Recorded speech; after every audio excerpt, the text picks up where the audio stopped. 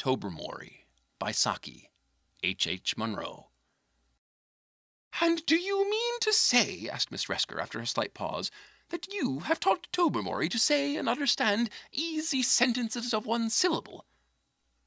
"My dear Miss Resker," said the wonder-worker patiently, "one teaches little children and savages and backward adults in that piecemeal fashion. When one has once solved the problem of making a beginning with an animal of highly developed intelligence, one has no need for those halting methods. Tobermory can speak our language with perfect correctness." This time Clovis very distinctly said, "Beyond rats!" Sir Wilfrid was more polite, but equally sceptical. "Hadn't we better have the cat in and judge for ourselves?" suggested Lady Blemley. Sir Wilfrid went in search of the animal, and the company settled themselves down to the languid expectation of witnessing some more or less adroit drawing-room ventriloquism.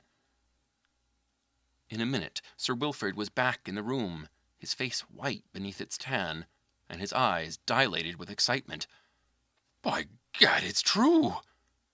His agitation was unmistakably genuine, and his hearers started forward in a thrill of awakened interest.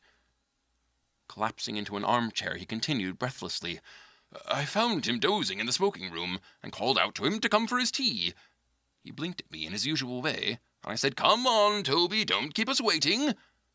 And by Gad, he drawled out in a most horribly natural voice that he'd come when he dashed well pleased. I nearly jumped out of my skin."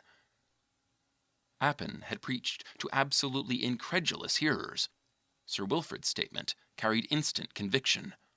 A Babel-like chorus of startled exclamation arose, amid which the scientist sat mutely enjoying the first fruit of his stupendous discovery.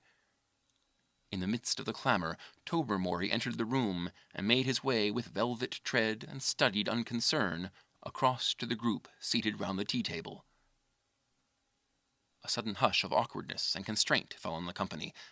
Somehow there seemed an element of embarrassment in addressing on equal terms a domestic cat of acknowledged dental ability. "Will you have some milk, Tobermory?" asked Lady Blemley in a rather strained voice. "I don't mind if I do," was the response, couched in a tone of even indifference. A shiver of suppressed excitement went through the listeners, and Lady Blemley might be excused for pouring out the saucerful of milk rather unsteadily. "I'm afraid I've spilt a good deal of it," she said apologetically. "After all, it's not my Axminster," was Tobermory's rejoinder. Another silence fell on the group,